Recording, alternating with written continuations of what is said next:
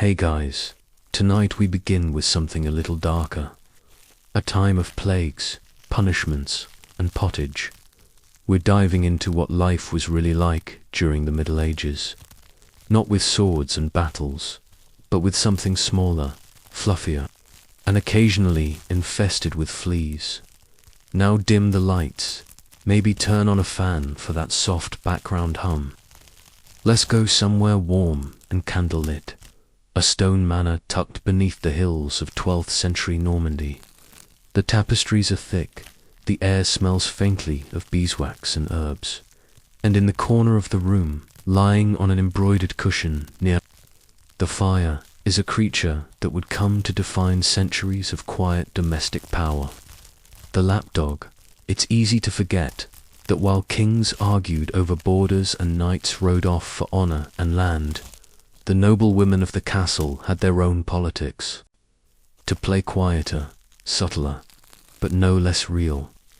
And sometimes those politics came in the form of a dog that fit in a sleeve. Yes, a sleeve dog. A real term, not just poetic fluff. You see, in the medieval world, size mattered, but not in the way you might think. A small dog, delicate and pampered, was proof of wealth. If you could afford a dog that did nothing, guarded nothing, hunted nothing, then clearly you were living above the concerns of survival. You were noble, you were someone, and your dog curled up beside you during mass, nestled into the folds of your gown during dinner, or yapping excitedly as you walked the garden paths was a badge of status. But these dogs weren't just companions. They were, in many ways, reflections of their owners. You could tell a great deal about a lady by how she treated her pet. Some named them after saints, others after spices. There was at least one cinnamon, recorded in a 14th century household ledger from Burgundy. Dogs were brushed with handmade combs, adorned with silk ribbons, and occasionally given small bits of roasted chicken, though that last part was discouraged by household stewards. You weren't supposed to feed the dogs from the table, but you did, and the steward would sigh. Again, the breeds, such as they were not standardized like today. But we do know that small, flat-faced dogs with curled tails and soft coats were preferred. Early ancestors of the Bichon Maltese and Pekingese show up in medieval art, almost always sitting in the lap of a lady or tucked under her arm. Some were imported, others were bred locally, but all were kept meticulously clean, at least by medieval standards. They were often bathed with vinegar rinses to keep fleas at bay. Their bedding was washed more often than that of the household servants, and during cold months, a favorite dog might sleep not just by the fire, but in bed with the lady herself. For warmth, of course. That warmth, by the way, was literal and social. Noble women were not idle. They embroidered, managed estates, oversaw meals, bore children, and navigated a complicated network of family alliances. The lapdog gave them comfort, company, and perhaps most importantly, non-human ear to whisper to. In an era where privacy was almost non-existent, that small creature became something like a confidant. The church, however, had mixed feelings. On one hand, pets were seen as signs of God's generosity. On the other, monks and bishops worried about vanity, distraction, and what they sometimes called creature worship. There are records of clergy scolding women for bringing their lapdogs to mass. One particularly irritated abbot in the 1200s wrote that it was a disgrace to see the Lord's table approached by still-draped ladies and their painted dogs. Painted. He was referring to the dog's fur, which was sometimes dyed or dusted with herbal powders to make them smell more pleasant. Lavender, mostly dot. It was also not unheard of to see little silver bells on a lapdog's collar, partly for charm, partly so it wouldn't get stepped on. But some priests hated the sound of jingling in the pews. They called it frivolous music. Of course, not all lapdogs were well behaved. Some barked during sermons, some stole bits of meat from platters.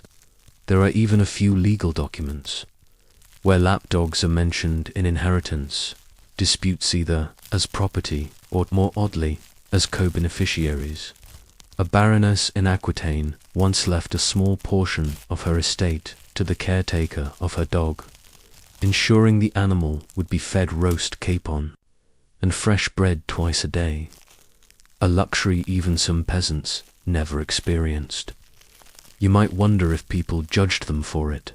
Some did, but others saw these dogs as symbols of purity and loyalty, echoes of the Virgin Mary's gentleness. There was a whole tradition of associating noble women with dogs as emblems of devotion and quiet faithfulness. In art, a woman with a lapdog often stood in contrast to the world's chaos, a still point, a hearth of calm. Yet underneath all the soft fur and velvet cushions lay deeper meanings. These dogs helped reinforce class lines. A servant with a lapdog would be mocked or punished. A peasant with one might be accused of theft. Lapdogs weren't just pets.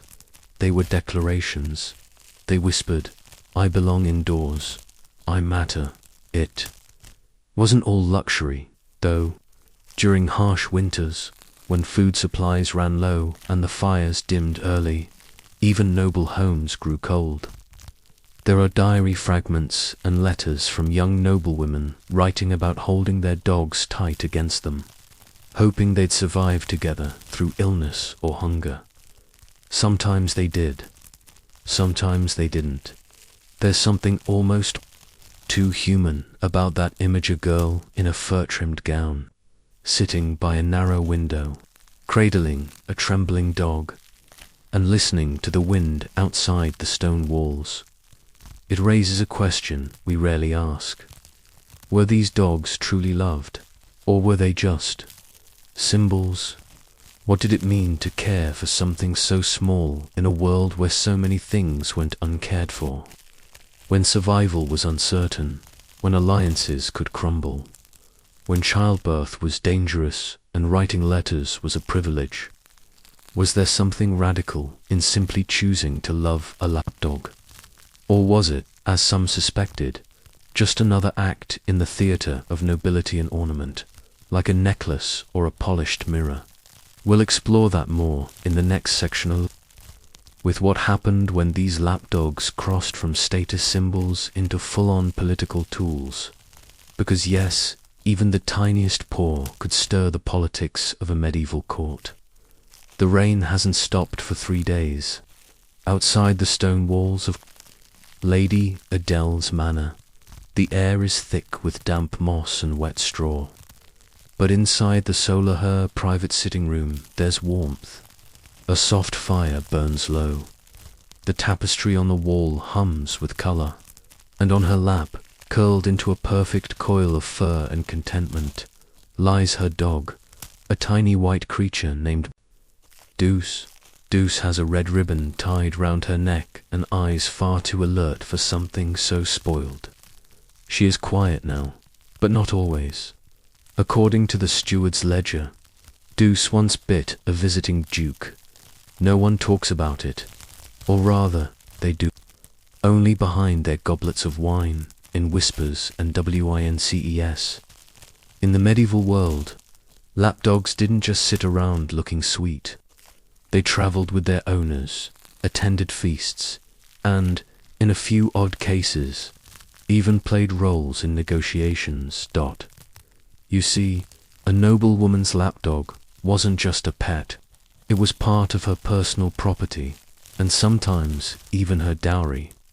When a noble family arranged a marriage, the lady often brought her own personal attendants, tapestries, religious relics, and yes, her dog.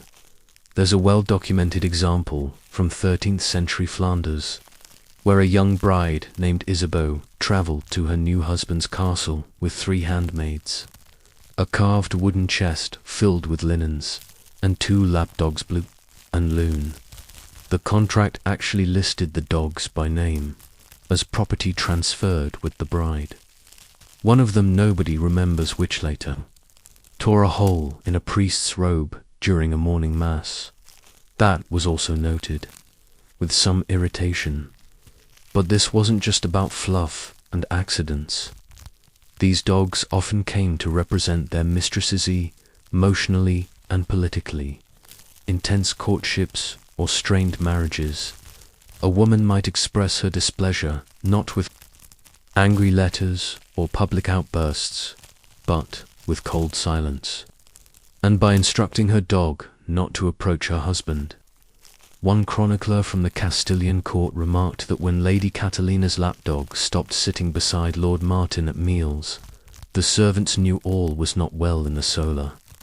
In one case, a duchess reportedly gifted her lapdog to a visiting prince. It seemed innocent token of hospitality, a gesture of goodwill. But the dog had been trained to respond to her voice alone. When the prince tried to command it, the dog ignored him entirely. For days, some said it was a political insult. Others said it was simply a spoiled dog. Either way, it didn't help negotiations. Lapdogs could also cause scandal in more unexpected ways.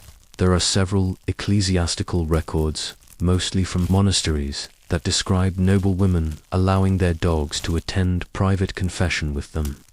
Not inside the booth, of course, but nearby, sitting outside, listening, watching.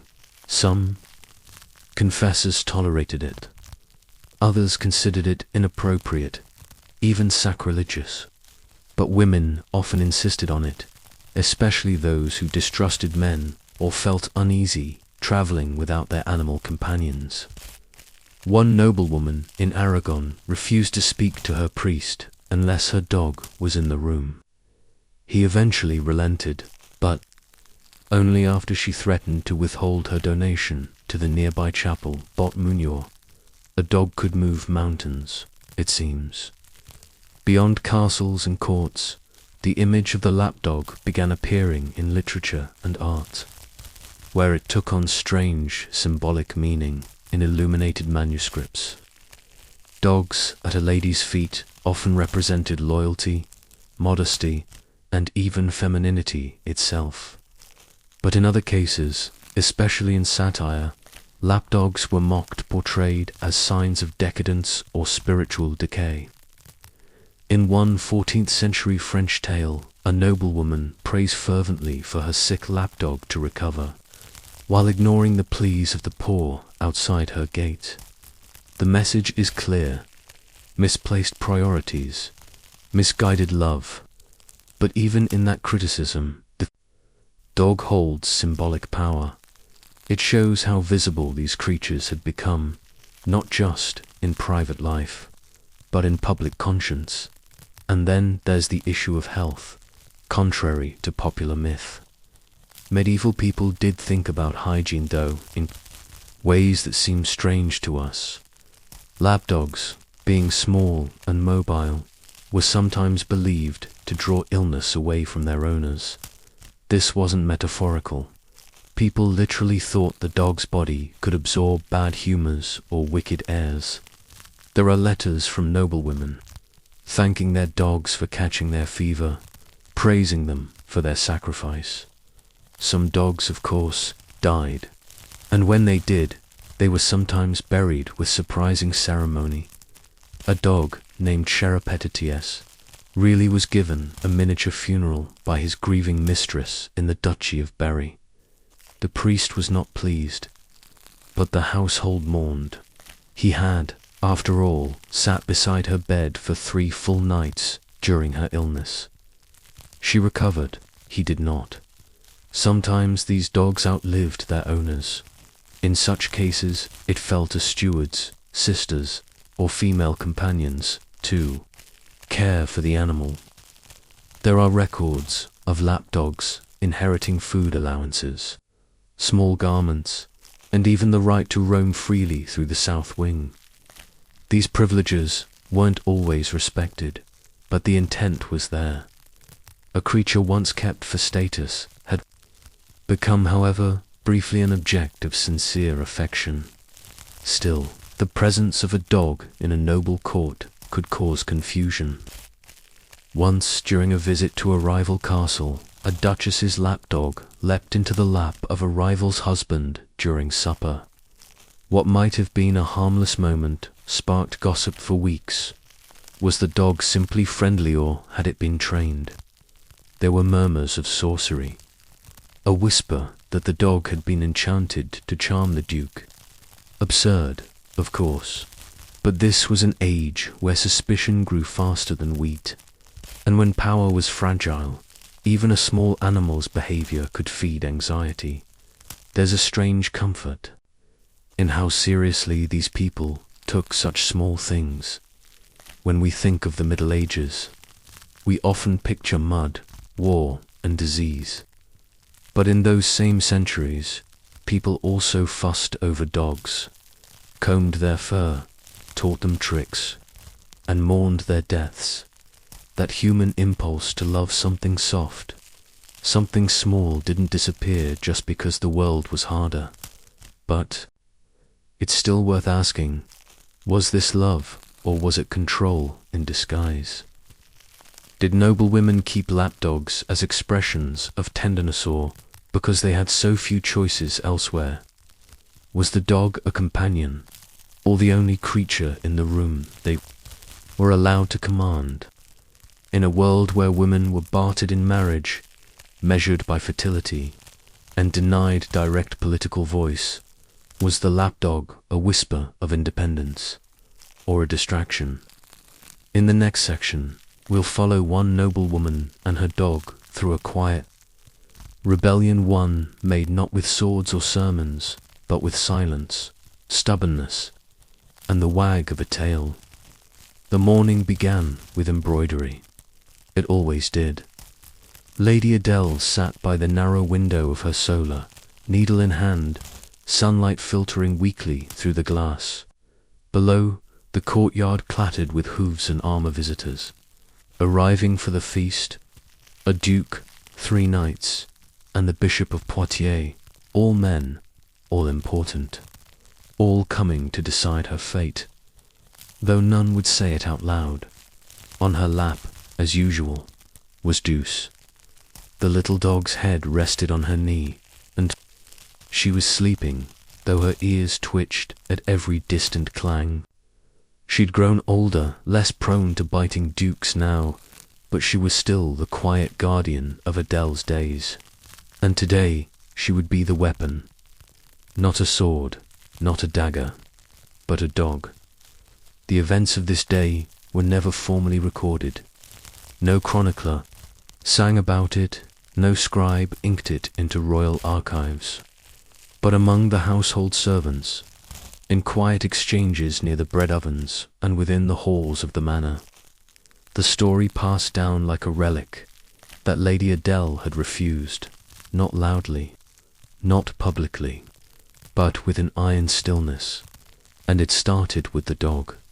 The feast that night was long, dripping with honeyed meats, imported figs, and too much wine. The great hall flickered with torchlight. Adele was seated beside the bishop, plump man with opinions about everything from roofing tiles to a woman's worth.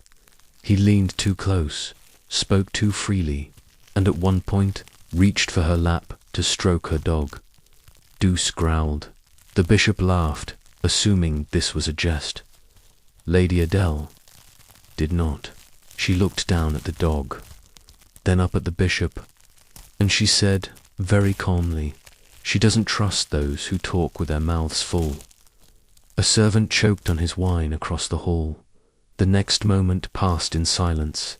Later, in the solar, with the feast dwindling, came the real confrontation. Adele's brother, her guardian since their father's death, entered without knocking. He was a man who wore his authority like a damp cloak, heavy and unkind. He carried a letter in one hand, "A proposal, a marriage proposal, to the Lord of Marsh," he said. "A strong alliance. You'll be secure. The manor will thrive." Adele looked down at Deuce. "She bites strangers," she murmured. "You'll have her trained," he replied, impatient. "No," Adele said. "I won't." Her brother stared at her, baffled. "We're not talking about the dog." But of course they were. This moment, this rebellion, wasn't about the marriage alone. It was about years of decisions made for her, words spoken over her, futures arranged without her consent. Deuce had always obeyed her. The dog never snapped unless prompted, never sat on a lap. Adele Hadan T nodded toward. Deuce was, in a small but crucial way, the only thing in that world that reflected her will to lose Deuce. To send her away to appease a husband or a bishop would be to surrender even that. So she didn't. We like to think of resistance as loud, clanging swords, banners unfurled, armies marching. But in the Middle Ages, especially for women, rebellion often looked like this: a glance, a silence, a refusal. One noblewoman in the early 1300s is said to have fed her lapdog at the high table during a feast, just to offend the lord, who had denied her the right to manage her own lands. Another sewed her dog's name into her veil, a quiet symbol of grief after being forced to give the animal away. These were not grand gestures, but they mattered. When you are offered no power, even the smallest act of choice becomes sacred. Eventually, the proposal was withdrawn. Whether due to Adele's resistance or the bishop's bruised ego, no one knows. But she never married. She stayed in the manor, managed its affairs, and was known for her habit of walking the orchard paths with Deuce at her heel. As time passed, young noble girls were sent to her for guidance. It was said she taught them how to read contracts, how to balance household accounts, and always how to train a dog. They called her La Dame aux Pattes, Deuces, the Lady of Soft Paws. Deuce died at the age of 15. In dog years, that was long. In Adele's heart, it was not nearly enough. She buried her beneath the linden tree. Outside the solar, wrapped in a piece of linen embroidered with her own name. No monument, no stone, just a dog, a story, and a tree that still blooms in early spring. It's tempting to laugh at these things, to see lapdogs in the dark ages as silly decorative, soft, pointless. But in a world where survival often meant bending to everyone else's will, they offered a strange kind of freedom. For some, that meant companionship. For others, it meant control. And for a few, like Lady Adele, it meant resistance not with swords or sermons, but with presence, with patience, with a creature who only listened to one voice in the whole world. So next time you see a portrait of a medieval lady with a dog in her lap, look again. It may not just be a symbol of status or sweetness. It may be a sign of something else, silent. Rebellion, curled and watchful, waiting for the right moment to growl. Good evening. Let's slow things down. No muddy battles tonight, no plagues or pitchforks. Just the sweep of feathers, the rustle of wind across the moors, and a falcon's shadow skimming over the fields below. We're drifting into a different kind of medieval spectacle, falconry. But this isn't just a sleepy tale of birds and breezes. In the courts of the Middle Ages, owning a falcon was like wearing a crown on your glove, visible, respected and regulated with obsessive detail. Let's begin with a simple image. A nobleman stands on a hill at dawn. His gloved arm is raised. A bird perches there, blindfolded, deadly. Nearby, two handlers stand ready with game pouches and polished horns. There's tension in the air, but not from war. He's hunting, but more importantly, he's being seen. Hunting. Falconry wasn't a casual hobby in the Middle Ages. It was a status.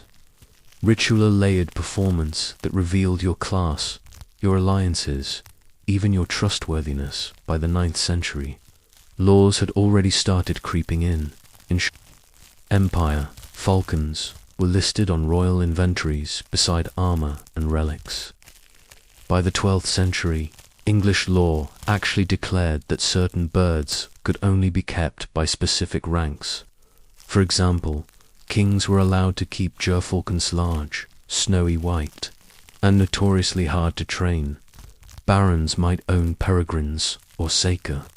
Falcons, priests, got the Merlin small, quick, and, quite possibly, a passive-aggressive assignment. Knights often trained kestrels, which were admired for their precision. And if you were a peasant, well, you weren't allowed to touch a falcon, not even pick up a feather. In some regions, that was considered poaching and punishable by mutilation or death. Yes, death, for touching a falcon. But why such obsession? Because in a world where hierarchy was everything, where you could be executed for wearing the wrong color to court, birds became airborne symbols of social order, and they were everywhere in noble life. Paintings, tapestries, coats of arms, even tomb sculptures. Falcon imagery was a way of saying, I matter, I command, I can train even the wild. Owning one wasn't just about showing off. It was also a sign of restraint, of noble discipline. A well-trained bird said, I have mastery over nature. I have patience. I have the bloodline of someone meant to rule, which is strange, considering the birds themselves were often quite rude. Let's pause to appreciate how ridiculous falconry could be. Training a hunting bird was not quick work. It took months, sometimes longer, and began with the bird being manned or brought to tolerate human company. This involved keeping the bird awake for days on end, feeding it tiny slivers of raw meat by hand, talking to it constantly in soft voices, often in poetry, wearing the bird on your glove indoors, during meals, even while praying. And let's not forget the gear.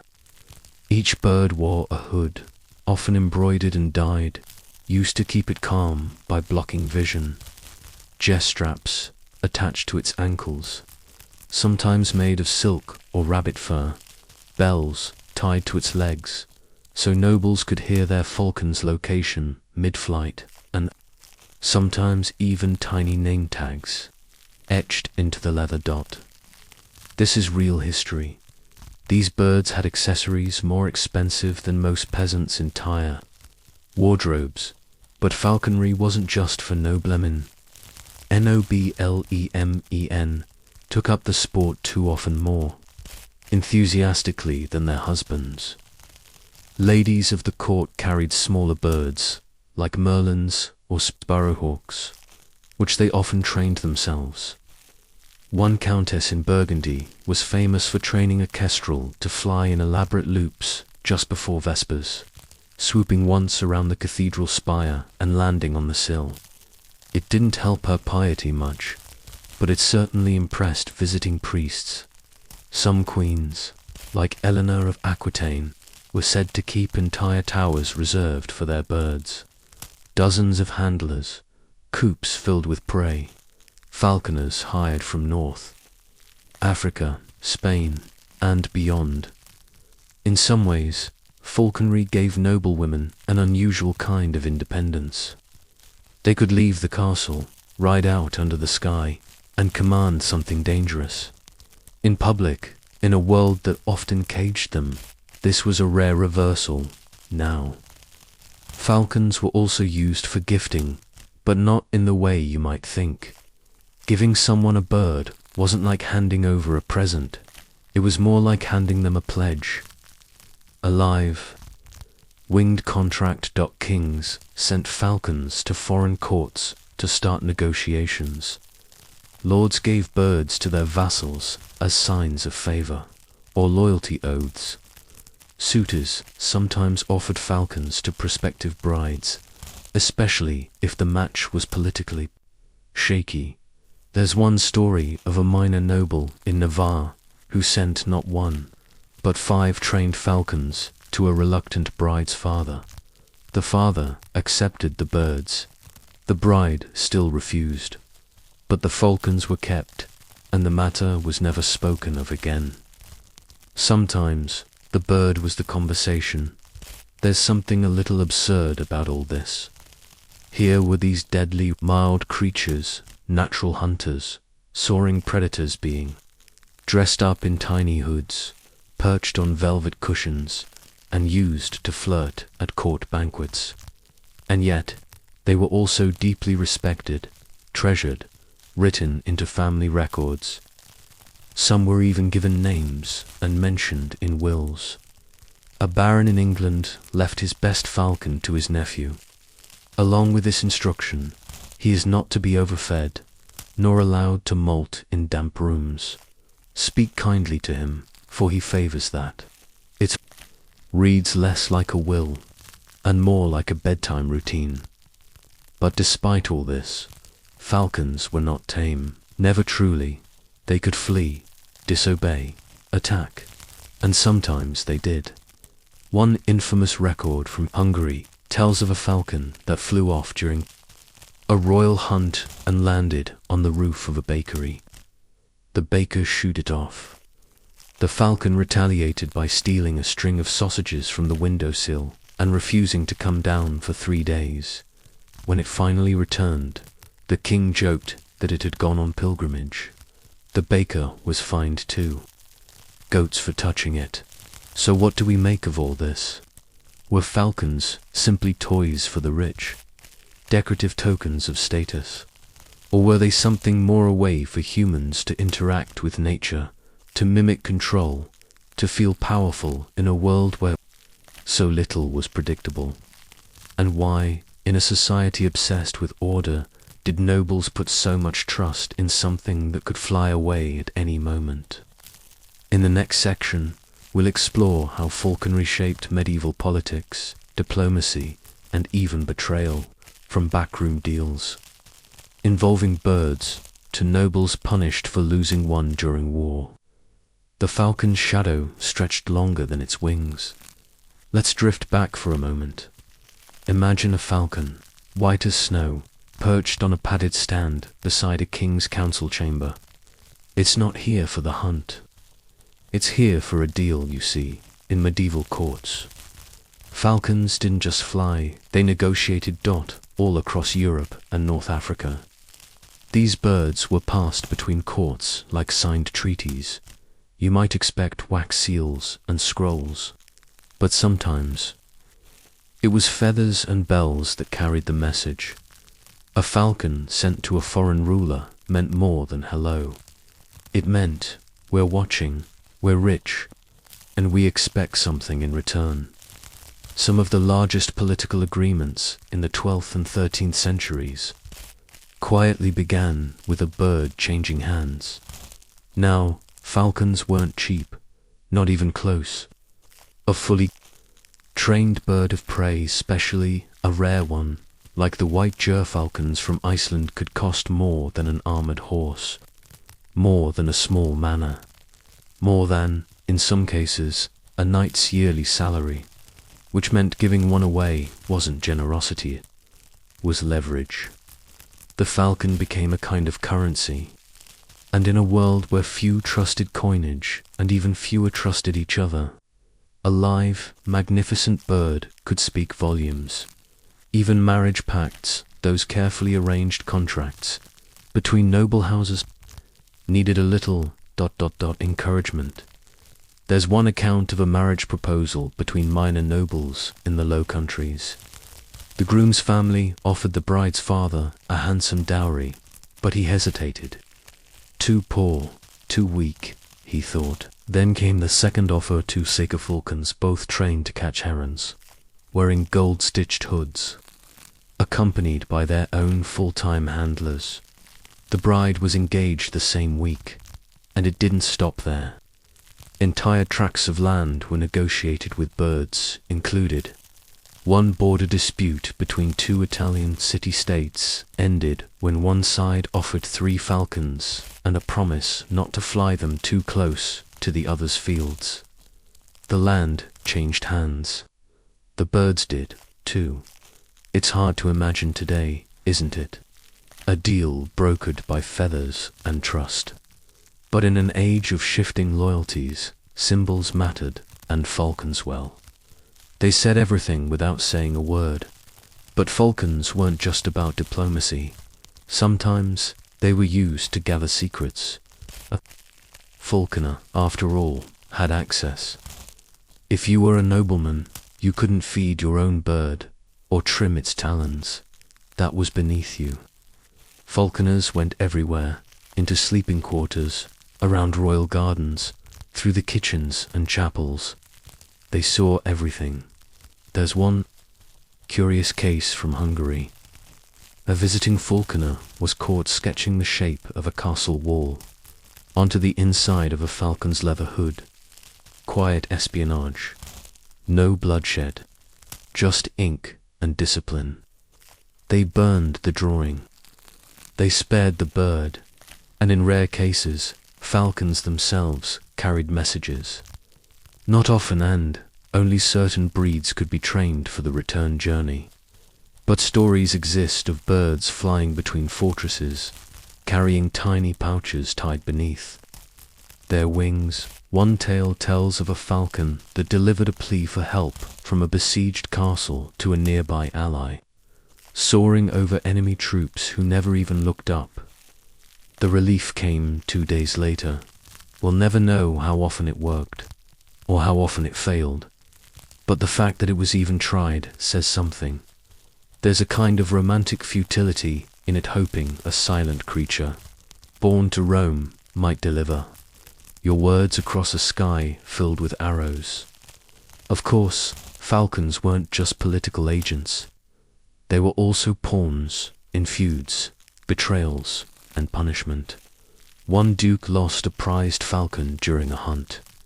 He blamed his squire. The squire swore it wasn't his fault. The bird had taken off in pursuit of a deer, something no one expected. The duke, furious, accused him of sabotage and exile. That might seem extreme, until you realize the bird had been a gift from the French king. In court, the falcon's absence said more than a missing glove. It hinted at disrespect, at carelessness, maybe even treason. Some nobles would rather lose their banner than their bird, and the punishments could be strange. One knight, who sold a falcon without permission, was ordered to spend a year working in immersive cleaning bird droppings and trimming talons till he understood the dignity of the creature he abused. The bird, for the record, was repurchased and retired in comfort. But not every story ends neatly. Sometimes a falcon vanished, took flight, and didn't return. And the noble left behind was suddenly vulnerable, because the bird, in some circles, was also believed to carry a fragment of your honor. Lose it, and something intangible went with it. There's a word that appears in medieval texts, despoiled, not of riches, but of dignity. To lose your falcon was to be ... exposed. So how did such a wild, sharp, and unpredictable animal come to symbolize the most delicate of human contracts?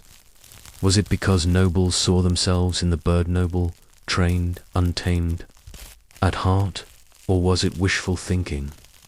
The idea that, just maybe, something free could still be trusted. In the next section, we'll go deeper into the ritual side of falcon wreather grooming, the pageantry, and how entire courtly schedules were reshaped around these birds. We'll explore how falcons shaped art, music, and even bedtime routines. Because, in the quiet corners of the castle, long after the hunts ended, the birds were still watching. You wouldn't think rabbit fur, incense, and silence had much to do with falcons, but they did, because by the later Middle Ages, falconry wasn't just a hobby or a diplomatic tool. It had become something else, entirely part ritual, part obsession, and part quiet devotion. In the dim stone corners of castles and noble estates, falcons were groomed like royalty. Their feathers were oiled with mixtures of goose fat and lavender, their talons filed with tiny blades of pumice. The process was slow, repetitive, calming, even meditative. And for some nobles, that was the whole point. Falconry had become a kind of daily ceremony, something quiet, predictable, deeply personal. Some lords kept falcons not to hunt, but to sit with to watch to be still. Imagine a winter morning in a stone manor in Burgundy. The world is grey, the fires are low, and the hunts are over for the season. But in the corner of the great hall, a nobleman is seated on a stool. He's gently tightening the jesses, the straps on his falcon's leg. The bird isn't flying. Today, it hasn't flown in weeks. But every morning, the straps are checked, the hood adjusted. A few morsels of rabbit meat are laid out. A tiny bell is polished. Then silence. He just sits with the bird, falcon and man, both waiting for spring. These rituals became so ingrained in noble life that entire court calendars adjusted around them. For example, in England, February was known in some noble houses not as Candlemas month, but simply as the molting weeks. No birds flew, no lessons were taught, no deals were made. The falcons were shedding, resting. So the court rested. This was especially true for the high-status birds, gerfalcons, sakers, and peregrines. They were given feather baths with warm milk. Their mews were swept twice daily, and they were often kept indoors, perched beside their owners during meals, feasts, even private discussions. There are letters from that time where nobles apologize for being distracted. My falcon was troubled today, and it wasn't always exaggeration. Some nobles reported sleeping poorly if the bird seemed restless, a flutter in the night, a peck at the glove. A low whistle. Any of these could mean illness, or stress, or just a poorly stitched hood. And it mattered, because if the bird wasn't at ease, neither were they. It became fashionable in certain courts to design matching robes for owner and falcon. Not full outfits, just color coordination. A deep blue cape lined with fur, and a matching blue hood for the falcon, or a scarlet sleeve with a red-stitched jess. Even servants joined in. Falconers often wore uniformed tunics, embroidered with their house's crest and the silhouette of a bird in mid-dive. It was theatre, silent theatre. And then there was music. In courts from Aragon to Saxony, minstrels composed soft songs called perch tunes. These were melodies played specifically for birds of prey during winter, believed to soothe them during long months without flight. One surviving tune from 1317 is called Featherweight Dreams. It's slow, looping, and oddly sleepy. Perfect, actually, for moments like this. Whether or not the birds liked it, we'll never know. But the nobles did. And so the falcon slowly became more than a status symbol. It became a mirror for men who ruled harsh lands, who led armies, who punished with fire and sword. The falcon was something different, still wild, yes, but contained, powerful, but silent. It was everything they believed themselves to be or wanted to be. And perhaps that's why the quietest punishments in noble society involved falcons.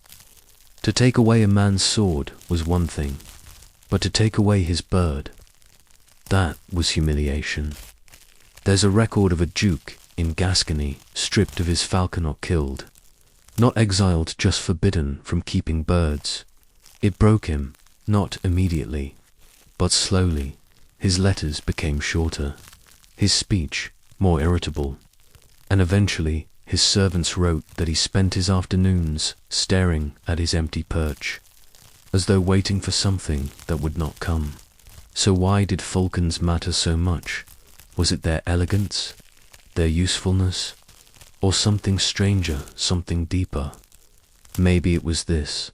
In a world of war, plague, and betrayal, falcons represented a rare kind of certainty.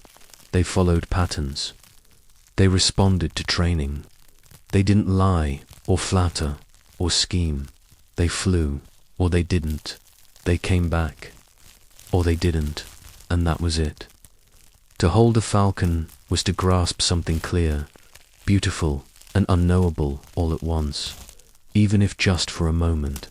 So when you picture those great medieval courts full of noise, ambition, and gold, remember the falconers, quiet, focused, cleaning feathers, tuning bells, their birds sleeping on padded perches, waiting, and somewhere far above all of it, the sky. The torches are low now, flickering softly along cold stone walls. The scent of straw and soot lingers in the corners. You can almost hear the rustling of feathers, the scratch of a quill, the distant creak of a wooden gate. But in one chamber, hidden behind tapestries and murmuring laughter, there's a monkey wearing a tiny red vest. Let's begin. They called him Jacob. Not the monkey, his handler. Jacob had no noble blood, no land, no seal, and no titles, but he had one job: to keep a Barbary ape from tearing apart the tapestries in the ladies' guest chamber. It's not the kind of role you read about in old chronicles. No songs were sung for the man who cleaned up after exotic pets. But in castles from Aragon to Aachen, people like Jacob were quietly, endlessly busy brushing fur, cleaning cages, spooning mashed figs into open mouths, and coaxing parrots through. Another recitation of Ave Maria, because when medieval nobles decided to keep exotic animals, someone had to manage the mess, and it was rarely the lord or lady who'd ordered the creature in the first place. We tend to picture the middle, ages as grey and grim, full of mud and monks. But nobles often wanted colour dash, spectacle dash, surprise, and few things surprised a guest more than a grinning monkey perched beside the stew-pot, or a bright green parrot calling out Latin curses in a bishop's dining room, or a lion pacing in a chain-ringed enclosure near the hunting grounds. A symbol of ferocity that never needed to roar just to exist. These creatures weren't companions in the modern sense. They weren't walked or pampered or Instagram-med. They were displayed, placed in corners, tied to stools, paraded, sometimes on feast days, sometimes even dressed, all to provoke one thing, a reaction. A nobleman in 12th century, Toulouse, once commissioned a special wooden chair for his pet baboon. It sat in the far end of the feast hall, slightly elevated, and guests were instructed to acknowledge the animal's station before drinking. Another tale half true, half myth tells of a parrot kept in a Germanic court who learned to mimic the cough of a cardinal with such precision that he was ordered removed during church services. But behind the comedy was labor. Monkeys don't wear vests by choice. Someone stitched them. Parrots don't arrive with cages or perch rings. Someone built them, and lions, however majestic, do not clean their own waste. That work fell to animal handlers, usually servants, sometimes slaves, often very young. Jacob, for example, was 14 when he began working under the master of the halls. By 15, he was responsible for feeding and entertaining a monkey that belonged to the youngest. Daughter of the household, he kept notes. On one page, a scribbled list of words the monkey seemed to understand. Bread, apple, no, and strangely. Bishop, on another, a drawing. The monkey seated at table, paw pressed against a goblet. No one taught Jacob to draw. But he had paper, and time, and a monkey that wouldn't sit still. The animals came from everywhere. North Africa, the Levant, sometimes the Canary Islands. Trade routes, both formal and informal, brought strange creatures to strange places. There's one record of a Persian leopard gifted to a Sicilian prince. It arrived malnourished, nervous, and wrapped in heavy netting. The handlers who accompanied it were not allowed to stay, so a cook's assistant was reassigned. He learned quickly, or he didn't, and the leopard died. There are more grave records than we'd like to admit, not because the nobles didn't care, but because they didn't know how to care. They saw these animals as wonders, living emblems of their reach, their power, their sophistication. But the day-to-day needs, that was someone else's problem. And so a quiet group of caretakers emerged across the castles of Europe.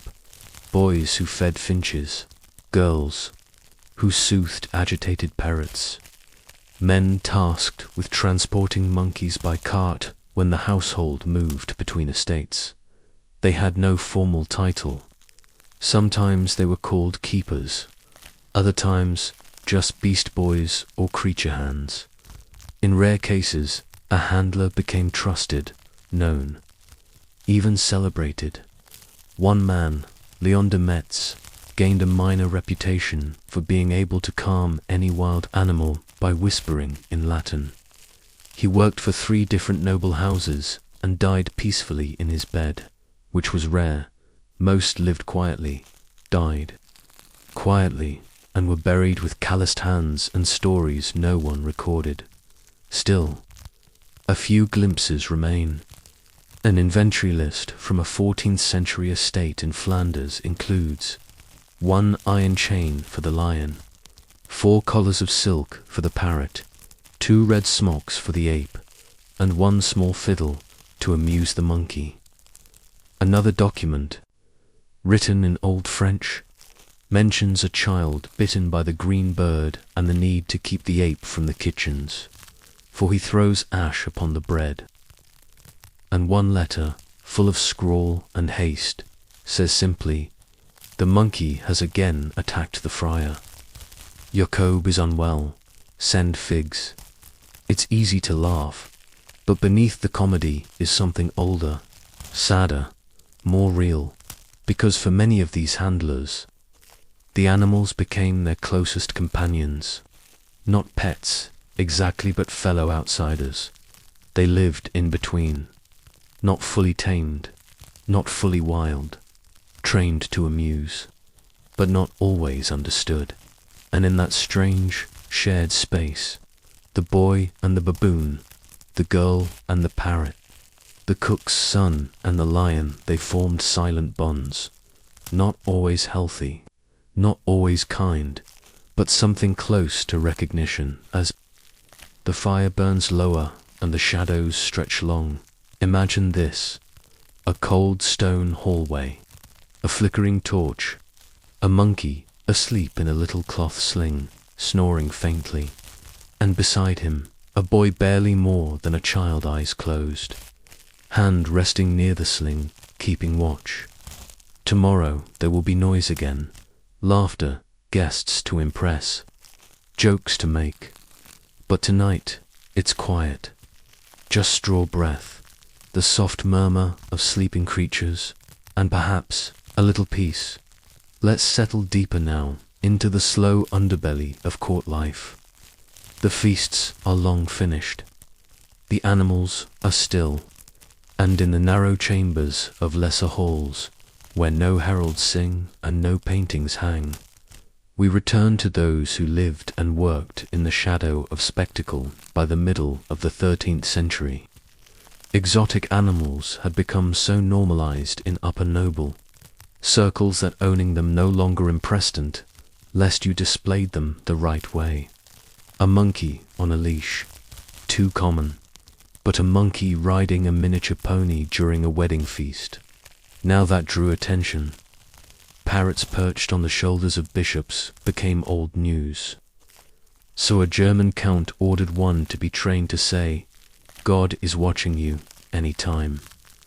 A guest touched the sweetmeats before permission, and the problem wasn't just the novelty. It was the expectation. Once a noble house had one monkey, it needed two, then three, a lion cub. Cute, but what happens when it grows? Who builds a proper enclosure? Who explains to the steward why the guest hawk is missing 3 feathers? Who washes the floor after the ape finds the ink pot? For the handlers, each new animal meant new risks. Monkeys, especially, were difficult. They bit, they stole, they shredded silk, tore pages from psalters, and flung unmentionable things into guests' goblets. One Flemish record dryly notes, on St. Barnabas Day, the monkey, known as Martin, extinguished 3 candles and relieved himself in the chapel. The lady was displeased. Some animals were aggressive, others simply unpredictable, and most handlers, unlike their noble employers, had no training, no guidance, and no authority. If a bird died, it was the handler's fault. If a monkey escaped, the handler was whipped. If a lion snarled at the wrong priest, the handler might vanish, quietly sent away without pay or praise. And yet, many of them stayed. Why? Maybe because the animals were a kind of escape from endless laundry, from wheat counting, from the bone-numbing servitude of ordinary life. Or maybe they stayed because they were good at it, in a forgotten courtyard of a small Bohemian estate. A handler named Annika kept 2 parrots alive for 11 years. They spoke in short, clipped, check, and could count to 5 by tapping their claws on the stone ledge. She taught them songs, rhymes, commands. No one rewarded her. She received no coin, no advancement, no recognition, but still she kept teaching in some courts. The bond between handler and animal grew so strong that noble guests began to notice and resent it. One story from Brittany tells of a visiting noblewoman who accused a boy handler of sorcery after witnessing his monkey place a berry in his mouth without instruction. She was certain it was witchcraft. In truth, the monkey was mimicking him. They'd been sharing berries for months. The lady was unconvinced. The boy was whipped. The monkey screeched for 3 days. There were rules. To dot in most noble houses, handlers weren't allowed to name the animals themselves. That privilege belonged to the lords or their children. This led to odd dynamics. A boy might feed, clean, and sleep beside a monkey for 3 years, without ever calling it anything but the lady's creature. There are notes in some servant journals that show handlers had private names for their charges. A parrot called Pepin by its handler, though officially named Gloria Regina by the court. A lion cub quietly called Tomo by a boy who slept beside its pen. None of these names survived in records, but they mattered to the people who whispered them. And what about the animals? Did they recognize their handlers? Did they miss them when they were reassigned, or worse, punished? We can't say for sure, but there are clues. In the margins of a ledger from a French estate, a steward writes, "The ape refused all food until Jacob returned from the lower kitchens. fed only after hearing his whistle, and a poem from an anonymous source describes a parrot calling out in the night, "Jacob, Jacob, where's the fig?" We don't know if that's literal, or if someone imagined it, but it tells you something. Either way, of course, not all nobles were callous. Some did show concern, especially when an animal was gifted from royalty. A sick parrot from the King of Castile was treated with more care than many servants. A healer was brought in, herbs prepared, tiny blankets sewn. The boy who had looked after the bird for months was not allowed in the chamber. He waited outside while the physicians cooed and fussed. He was later dismissed when the parrot died. No reason was recorded, and so the caretakers faded one by one. They left behind cages, notes, scars, and memories in monkey eyes. You won't find their names in songs or carvings.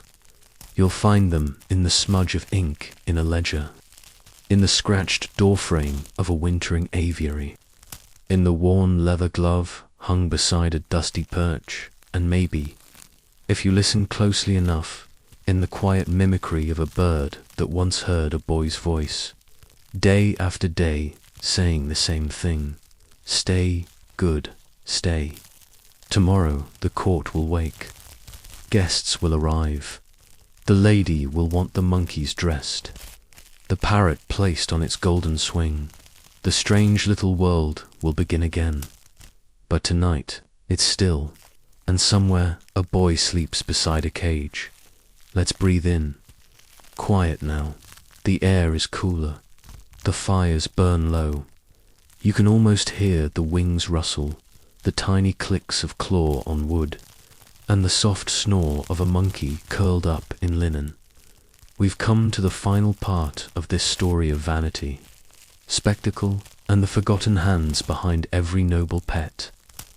Let's return to Jacob, to the monkey with the red vest, and to the court that only ever saw the performance, never the rehearsal. By the turn of the 14th century, medieval nobles had turned animal ownership into a competitive performance.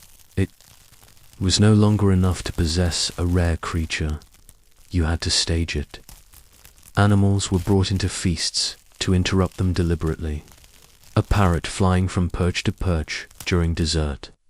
A monkey trained to steal a nobleman's glove, then bow and return it. A lynx curled at the foot of a visiting diplomat, its collar laced with silver bells.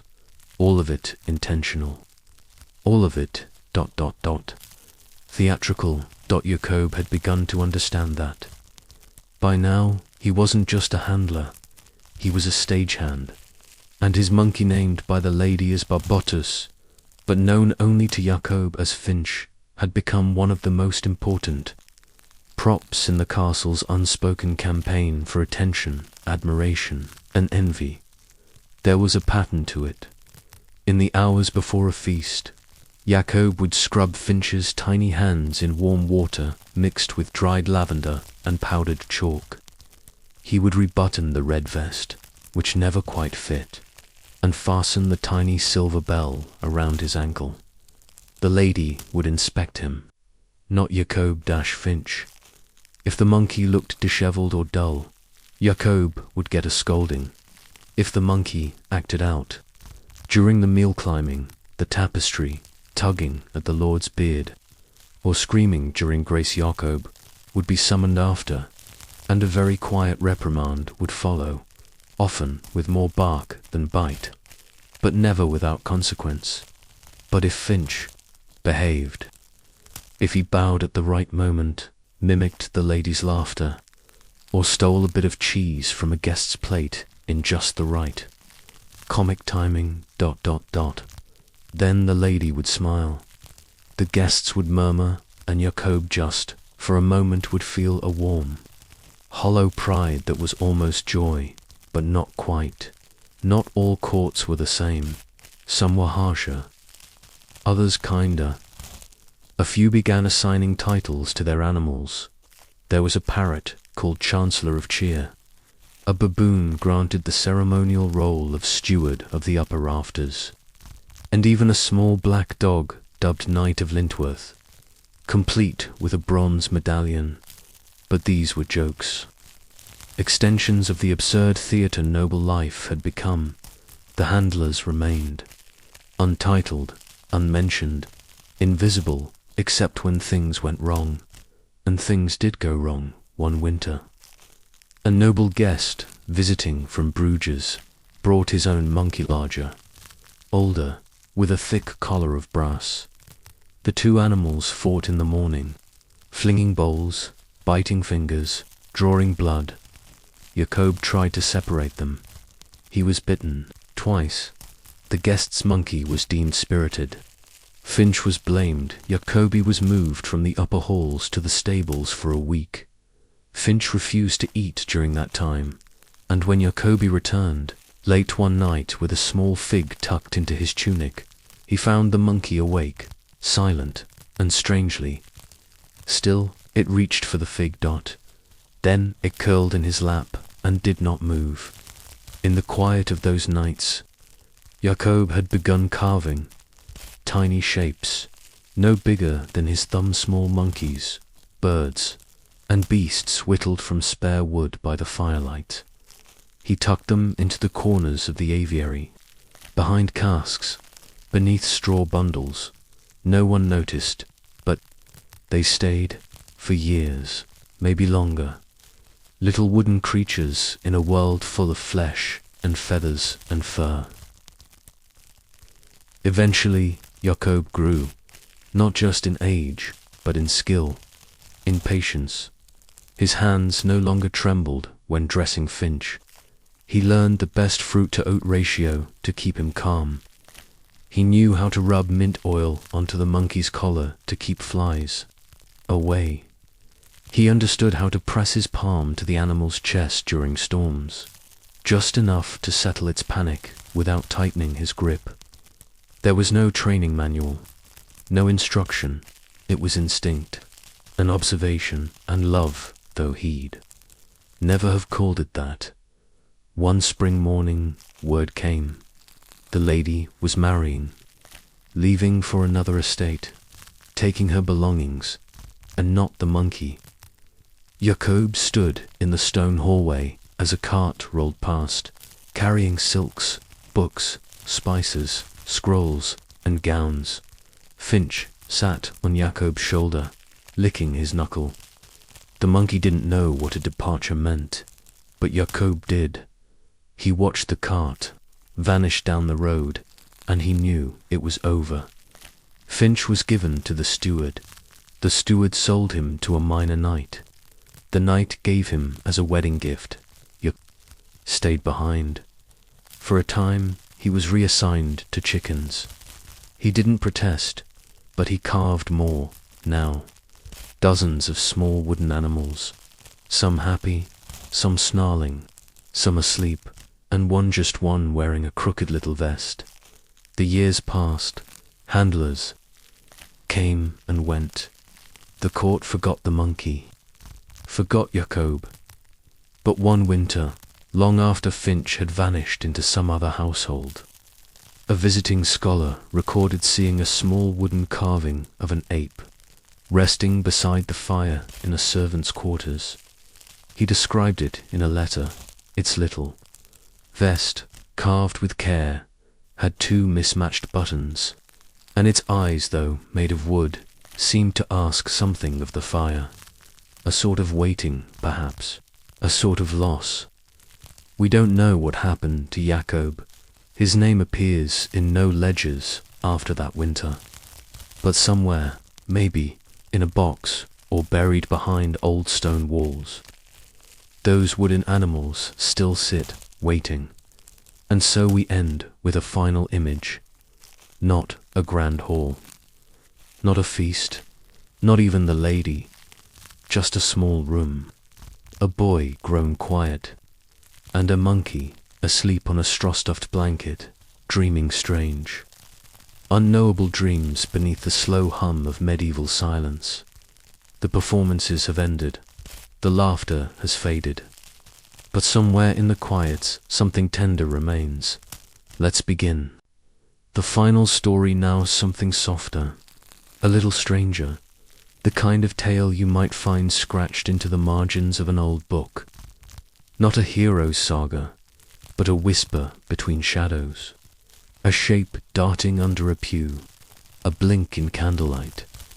We begin in the quiet corridors of a cathedral, where the smell of parchment mingles with incense, and where, if you're very still, you might hear the sound of paws padding softly across cold stone floors. In the early Middle Ages, cats existed in a peculiar tension. They were necessary and feared. They were loved and cursed. Some saw them as sacred guardians, especially in granaries, where a good mouser was worth more than a prayer during famine. Others saw them as vessels of demonic influence, creatures, too silent, too watchful, too independent to be entirely of this world. And somewhere in between, all that somewhere between divine and damned, was a small grey tabby named Ivo. He lived in the cathedral of Saint-Quiterau, tucked in a narrow valley between frostbitten mountains in what is now northern France, and though no one would ever write him into a saint's life or an official record, he was, in his own quiet way, a witness to one of the strangest relationships the Middle Ages ever had, the one between man and cat. Ivo had no real owner. He arrived one winter, thin and silent, and took up residence in the cathedral's scriptorium, long, cold room where monks spent their days hunched over vellum, copying texts by candlelight. The scribes tried to shoo him away.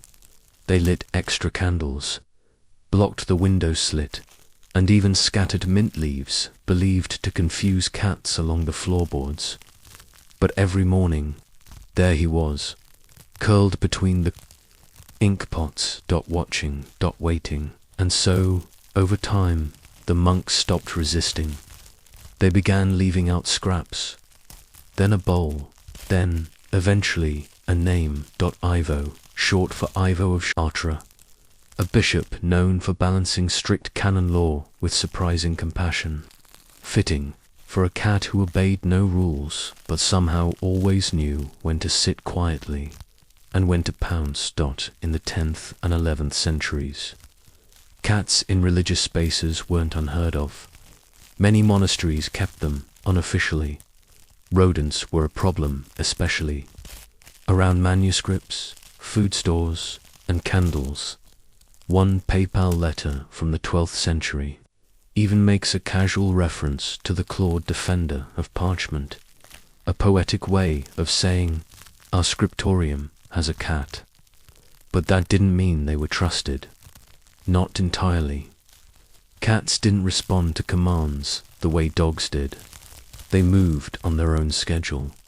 They stared too long at nothing. They entered rooms without being noticed and disappeared just as silently.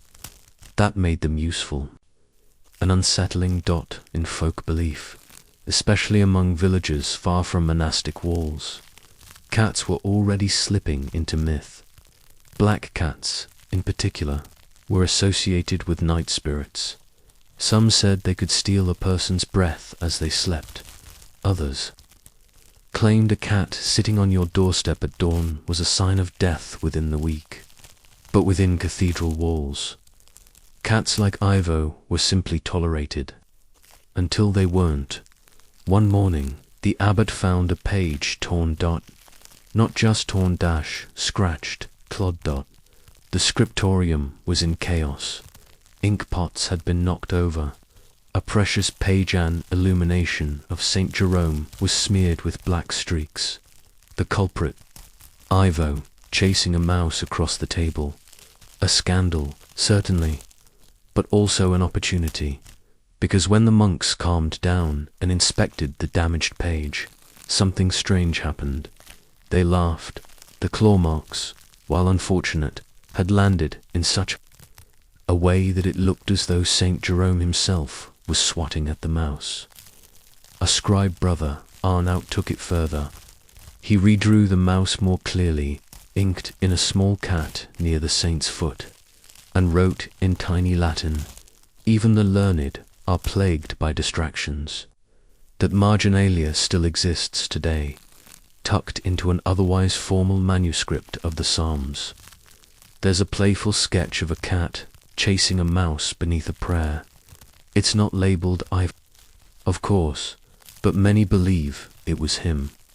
Despite moments of humor, the suspicion never fully left when a series of illnesses swept through the nearby village. Some whispered about Ivo. How he always seemed to appear near the sick, how he never meowed, how his eyes seemed to knowing in the candlelight. The abbot dismissed such rumors as pagan nonsense, but the seeds were planted by the 13th century. Official church attitudes began to harden. Papal decrees denounced certain rituals and superstitions that included animals, especially cats. Some inquisitors began associating black cats with witchcraft. It didn't help that older pagan traditions had long revered felines. In Norse mythology, Freya's chariot was drawn by cats. In Slavic folk belief, cats could guide souls to the afterlife. And in Egypt, though far removed in time and geography, the reverence for cats as divine still echoed in the European imagination. To the increasingly nervous clergy, these connections felt dangerous, too old, too mystical, too free, and so began the purges. In towns across Europe, especially during outbreaks of plague or unrest, cats were blamed. Not just disliked, killed. Superstition claimed they were agents of the devil, familiars to witches, thieves, of infant's breath. Many cats were rounded up and burned alongside accused heretics. It was brutal and tragically ironic, because the very animals being blamed for pestilence were in fact some of the only effective deterrents against it. Fewer cats meant more rats meant more fleas, and more fleas meant the Black Death. But not everywhere. Followed the frenzy in isolated monasteries, where records were slow and life quieter. Cats still found shelter. Ivo lived on. Perhaps not that Ivo, but many like him, silent grey, watching from the shadows of cathedral corners, keeping time with the monks, protecting parchment from teeth and time. Late one evening, Brother Arnaut Holder, now nearly blind, was said to have murmured to a novice, "There are two guardians of our words, boy, the ink, and the hunter of mice." He was speaking of Ivo, of course, the cat who sat on the margins of the sacred, never quite inside the circle, but never far outside it either. A creature that straddled lines between myth and mammal, between holy and heretic. And so we leave tonight's chapter with a final picture. A scriptorium gone still, candles flickering low, a monk's breath rising in little clouds, and just beside the window, a cat, unblinking, silent, watching ink dry and shadows stretch. Not a servant, not a devil, just a presence, waiting. His name has not survived. Let's call him Martin. Martin was perhaps 10, though no one had ever really marked the day of his birth. He came to the abbey as an orphan common in plague years. His job was simple: tend to the barrels, sweep the floors, and, most importantly, ensure the rats didn't chew through the sacks of barley or nibble the candles stored in crates. He could never quite tell if Ivo liked him. The cat didn't purr. He didn't play, but he came when Martin tapped twice on the edge of a shelf. He would sit, blink, and then vanish into the shadows to hunt. Martin once asked Brother Arnaut if Ivo was an angel. Arnaut, now nearly blind, chuckled and replied, "If he is, He's the kind who steals fish from the altar. The monks had begun to treat Ivo with a curious reverence. Not affection, really, just respect. He was neither pet nor pest, more like a feature of the abbey, like the cracked bell tower, or the draught in the west hall. By the 11th century, some monasteries had begun creating cat holes in their wooden doors, small arched gaps, just large enough for a feline to pass through.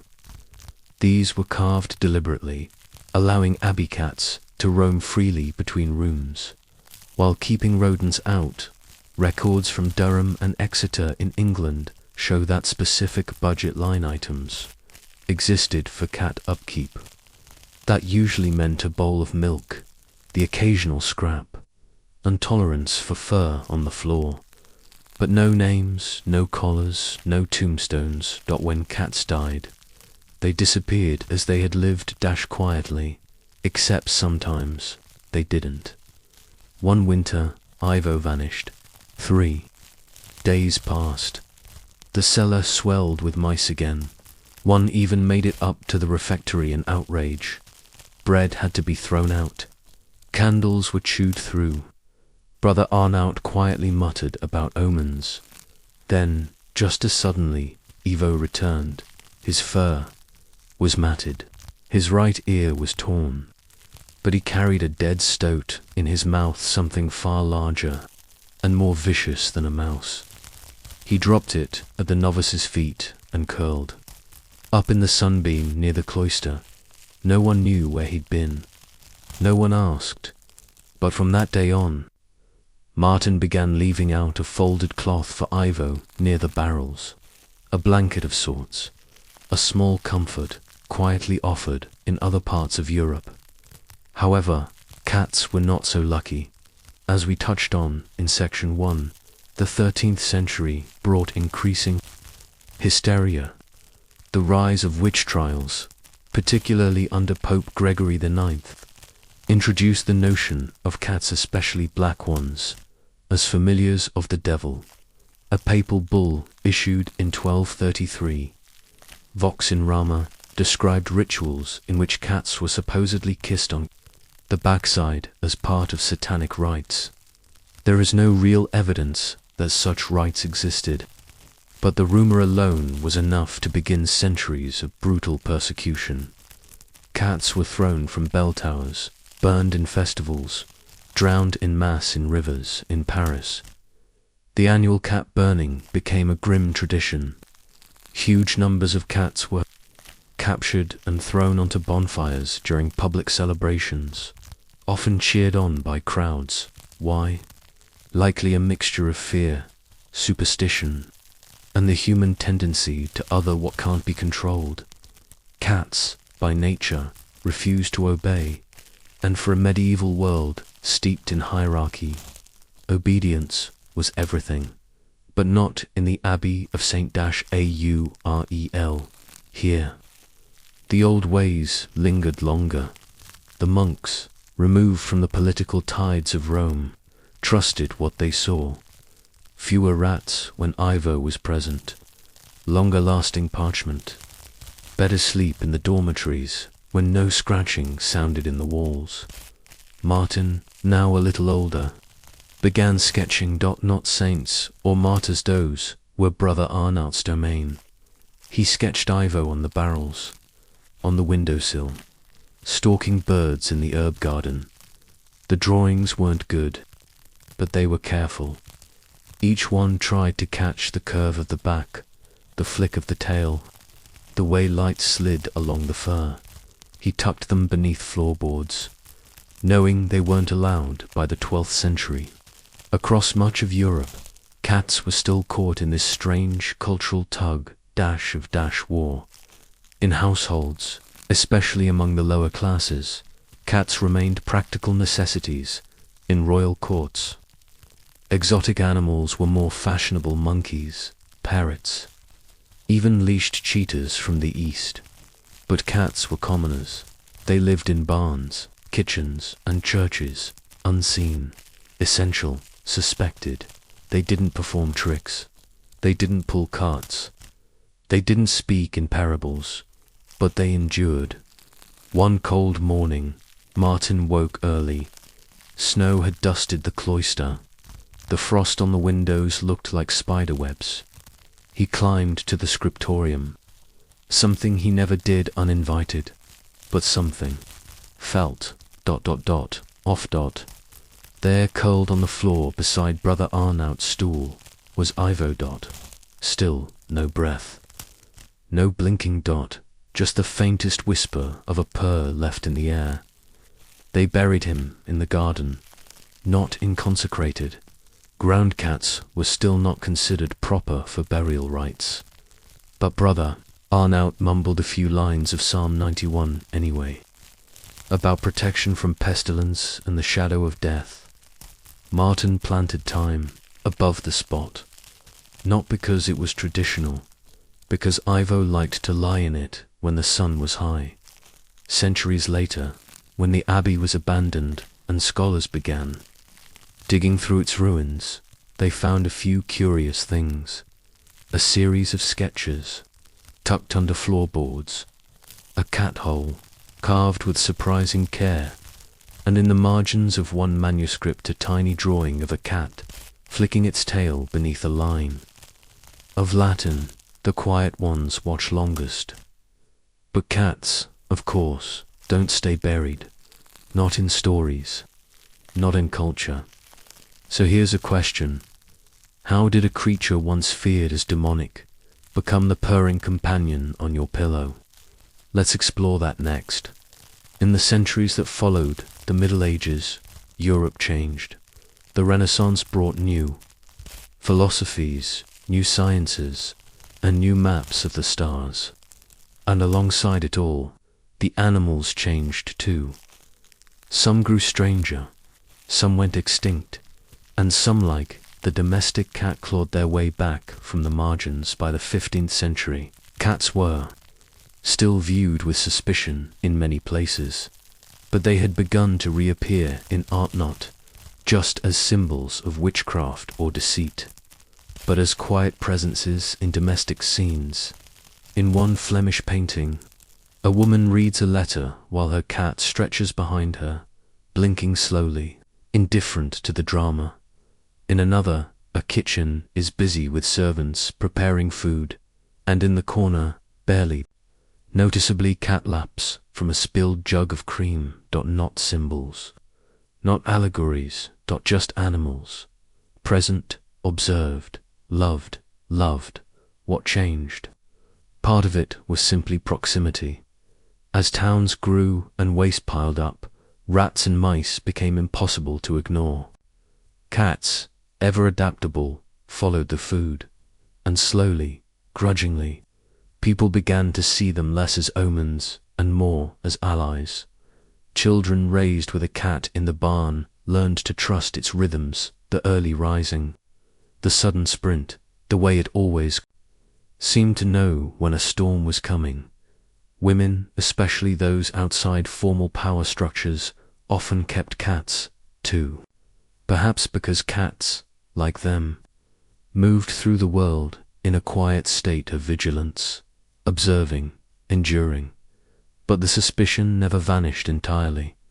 In 17th century France, it was still considered bad luck to let a cat cross your path. In German folklore, cats were said to steal a child's breath if they slept too near. And during witch trials, cats were again dragged into accusations, not just as familiars, but sometimes as transformed witches themselves. And yet, even in those same villages, a farmer might leave out a bowl of milk. A baker might tuck a sleeping tabby into the corner of his kitchen, convinced that as long as the cat stayed, no fire would take his oven. Contradictions. Everywhere. And then, as printing replaced hand copying and literacy bloomed, the age of the scriptorium came to an end, but not before leaving behind one last gift: the marginalia, those strange, whimsical drawings in the edges of medieval manuscripts, frogs playing lutes, knights jousting with snails. And yes, cats, Cats. Chasing mice across the borders of Psalms. Cats curled. Beneath saints. Cats batting at decorative initials like toys. They weren't supposed to be there. But they are. Proof, perhaps, that even when ignored by the official record, some lives leave marks anyway. By the 18th and 19th centuries, cats had become common pets in Europe. Queen Victoria herself kept cats. Writers adored them. Charles Dickens, Edgar Allan Poe, and later T.S. Eliot all wrote fondly or obsessively of felines. In Japanese ukiyo-e prints, cats took on near-mythic status, their bodies twisted in impossible poses, their eyes wide and supernatural, and slowly. The idea of the house cat spread across the globe, not as a symbol of fear or fertility, but as a companion, mysterious, independent, but comforting. Even science began to pay attention. Geneticists found that the domestic cat likely traces its lineage back to the African wildcat Felis libica, and that its path to domestication was not the same as the dog's. Dogs were shaped by human hands, bred and trained cats. Cats domesticated themselves. They saw an opportunity, settlements, food, warmth, and moved in, and humans, over generations, let them stay, not because they obeyed, but because they didn't. And so here we are, centuries from the scriptorium, with a soft glow from our bedside lamp instead of candlelight. No mice scratching in the walls. No saints illuminated on vellum, but still at the foot of the bed, or curled in a patch of sun on the rug. A cat, watching you, waiting, guarding something. Not quite a pet, not quite wild, still walking the line between familiar and mystery. They say cats have 9 lives. Maybe that's just a way of explaining how they keep finding their way back. Through war, through plague, through bonfires and superstition, they survive, they adapt, and somehow, even now, they remind us of something older, something quieter, that it's possible to live a full life without asking for permission, that dignity doesn't always come from service, that sometimes the softest paws leave the deepest marks. So tonight, as you drift to sleep, imagine this: a cold monastery floor, a flickering candle, and a pair of golden eyes, unblinking in the dark. Not a devil, not a saint, just a cat, exactly where it means to be.